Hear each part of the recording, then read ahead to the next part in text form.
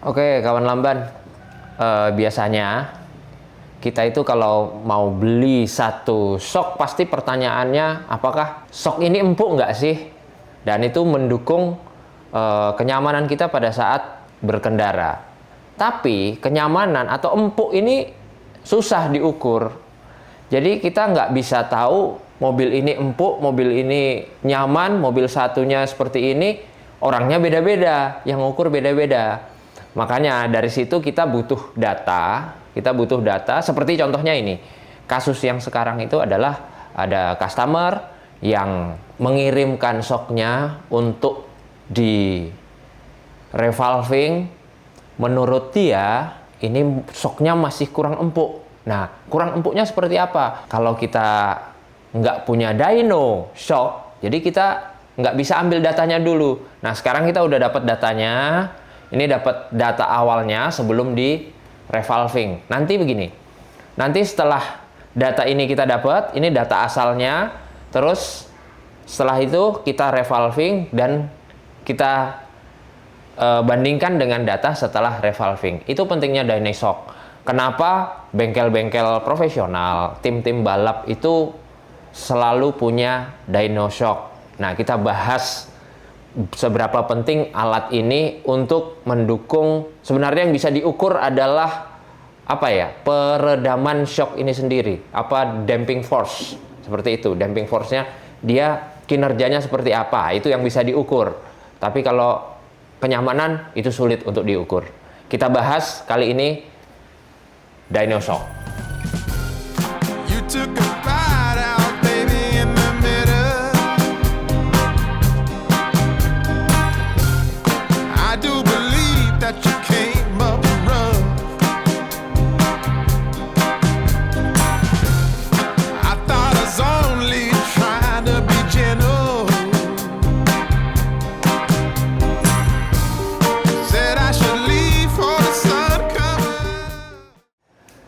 Dynoshock itu artinya shock dynamometer.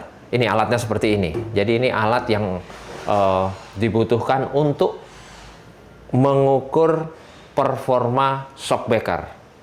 Nah, ini nanti alatnya bisa naik turun. Kita bukan cari horsepower, kita bukan mencari tenaga mesinnya seperti apa, tapi yang kita ukur di sini adalah peredamannya, seberapa efektif dia meredam ini seperti apa. Nanti dia ini akan naik turun, kerjanya naik turun dengan berbagai kecepatan. Jadi shock ini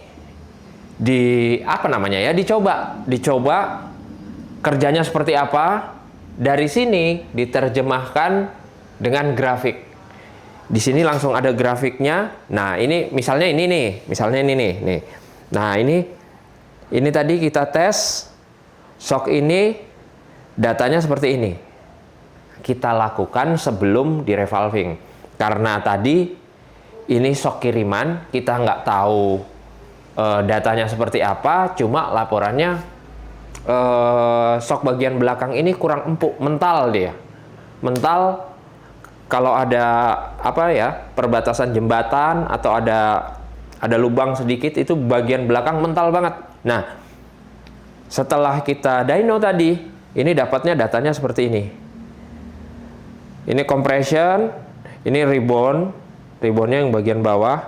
Ini yang bagian bawah ini adalah low speed. Nah, ini bagian high speednya sebelah sini, batas sebelah ini nih. Jadi memang kalau dilihat datanya, mentalnya itu terlalu cepat di sini nih. Sini masih agak keras nih. Nah, itu nanti akan kita revolving lagi shock itu, baru kita cari datanya.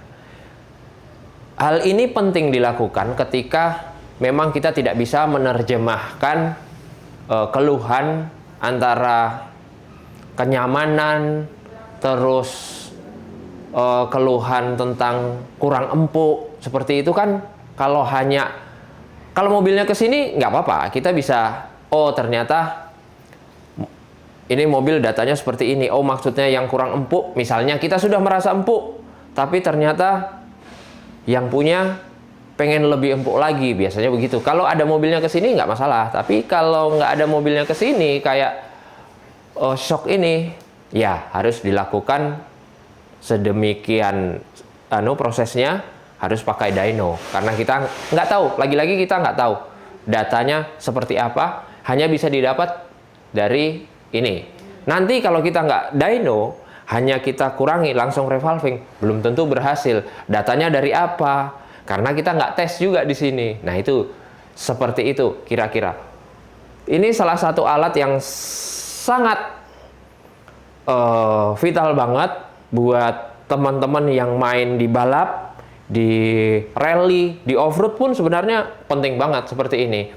Karena dari sinilah kita bisa menerjemahkan data yang akurat. Seberapa efektif shock ini bekerja semau kita, sesuai request kita.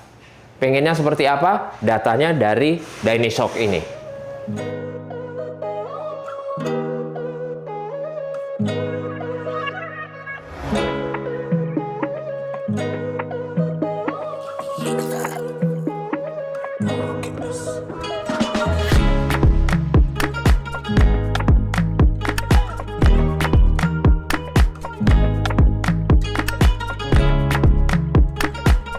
Nah, setelah kita ada proses dyno tadi, dari mesin ini diterjemahkan dengan dalam grafik ini, jadinya langsung grafik seperti ini. Nah, kalau kita lihat ini grafik yang di atas itu adalah compression. Nah, ini adalah ribbon. Ini ribbonnya. Nah, bagian sebelah ini adalah low speednya. Low speednya, dapatkan datanya dari sini. Ini high speednya. Jadi kan tadi si dyno kan bekerja, ada yang pelan, ada yang cepet tuh. Nah, pada saat cepet itu hasilnya seperti ini. Ini yang waktu lambat. Sama juga ribbonnya seperti ini. Nih, ribbonnya di sini low speednya dapatnya sampai sini. Ini high speednya segini. Gitu. Jadi ini data awal yang kita dapatkan sebelum kita revolving. Nah, nanti kita sempurnakan lagi. Harapannya, kalau dari keluhan customer, itu dia masih kurang nyaman di bagian, ini kan shock belakang. Pas ada sambungan jembatan, atau ada lubang-lubang kecil, itu dia langsung menghentak gitu loh. Nah, kelihatan dari sini nih. Dari sini, dari grafiknya ini, pas low speednya ini kurang landai. Nah, target kita nanti ini agak dibikin landai, terus seperti ini nanti ke sini. High speednya dapat nih. Nah, di sini. Nah, ini kelihatan kalau dari grafik ini kita sudah bisa menyimpulkan bahwa memang ribbonnya ini terlalu cepat. Jadi dia masih nahan, tek. Jadi kurang landai gitu. Targetnya seperti itu. Nanti kita revolving habis ini, terus kita dyno lagi. Hasilnya seperti apa? Nah, inilah pentingnya alat DynaShock ini, karena kita bisa dapat data yang jelas, mengukur secara akurat. Karena setiap shockbreaker itu punya karakteristik sendiri-sendiri, dan semakin canggih shock ini, semakin canggih juga semakin detail. Jadi harus hati-hati nih pada saat kita revolving. Kalau nggak punya data, sulit. Jadi itu yang kita lakukan di sini, memaksimalkan kerja shockbreaker, sehingga pada saat dipasang, shock ini bisa bekerja dengan baik sesuai keinginan atau sesuai request dari customer.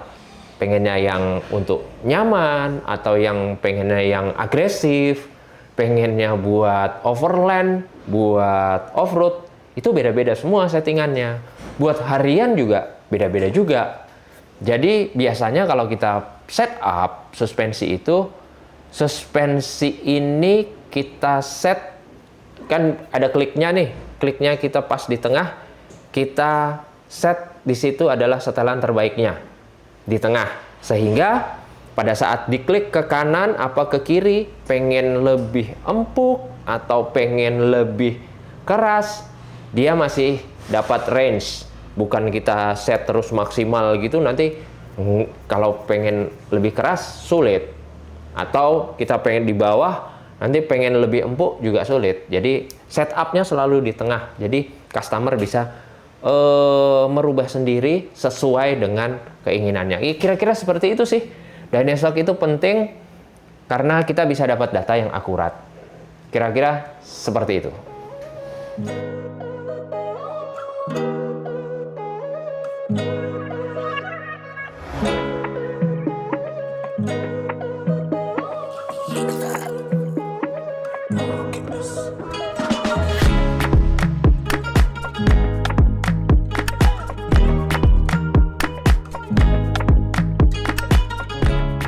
Nah, ini kawan lamban, ini setelah kita compare datanya, tadi sudah di revolving sama tim suspensi. Ini data yang kita dapatkan seperti ini. Perbedaannya jauh ya. Ini data yang lama. Ini di sini ada tulisannya. Ini yang lama, yang hijau. Nah, ini yang biru ini. Nah, ini yang baru. Jadi setelah di revolving datanya seperti ini. Dari compressionnya karena kemarin juga masih agak kurang keras sedikit, terlalu empuk pas compressionnya. Ini kita tambah. Ini jadi ada datanya beda nih. Di high speed dia signifikan banget. Di high speed.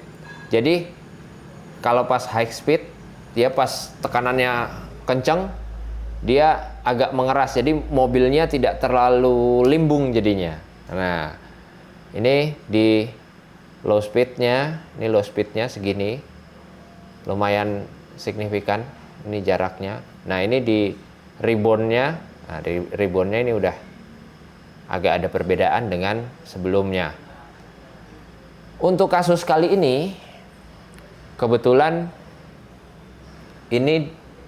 kasus ini ada di mobil Denza. Dia pakai Provender yang Fit Series. Kemarin keluhannya seperti itu. Shocknya dikirimlah ke sini. Nah, betapa pentingnya alat ini. Kalau kita nggak punya, mau kirim shocknya kita nggak ada mobilnya, gimana dapat datanya yang akurat? Paling bisa hanya dikira-kira dari revolvingnya kemarin. Nah, itu kan kurang akurat kalau hanya di revolving tanpa ada mobilnya, tanpa kita bisa tes di sini. Nah, itu pentingnya dyno test ini, sehingga kita mendapatkan data pekerjaan data performa si shock ini sampai mana. Jadi nanti ya kembali lagi sesuai kebutuhan customer, sesuai apa yang diinginkan. Nah, kira-kira seperti ini contohnya. Jadi mungkin next kita bahas di shock lainnya. Karena setiap shock punya karakter masing-masing dan setiap shock itu teknologinya berbeda-beda. Gitu kira-kira.